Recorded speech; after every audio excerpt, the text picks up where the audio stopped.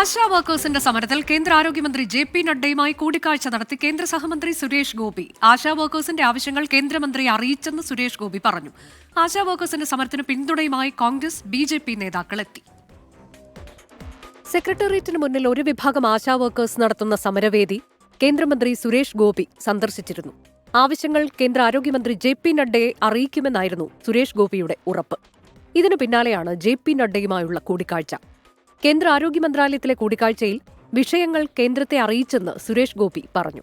സുരേഷ് ഗോപിയുടെ സന്ദർശനത്തിന് പിന്നാലെ ബി.ജെ.പി. സംസ്ഥാന അധ്യക്ഷൻ കെ. സുരേന്ദ്രൻ, നേതാക്കളായ ശോഭാ സുരേന്ദ്രൻ, പി.കെ. കൃഷ്ണദാസ് എന്നിവരും പ്രതിഷേധിക്കുന്ന ആശാ വർക്കേഴ്സിന് പിന്തുണയുമായി എത്തി.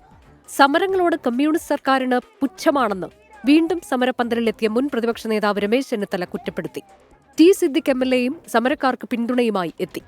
ആശാ വർക്കേഴ്സിനെ അധിക്ഷേപിച്ച CITU നേതാവ് KN ഗോപിനാഥിന്റെ പരാമർശം CPIM, CITU നേതാക്കൾ തള്ളി. സമരം ചെയ്യുന്നവർ പ്രത്യേകിച്ച് സ്ത്രീകളായിരിക്കുമ്പോൾ അത് വളരെ ശ്രദ്ധാപൂർവം ബഹുമാനത്തോടു കൂടിയിട്ടല്ലാതെ ആരോടും വാക്കുകൾ ഉപയോഗിക്കുന്ന CITUവിന്റെ നയമല്ല.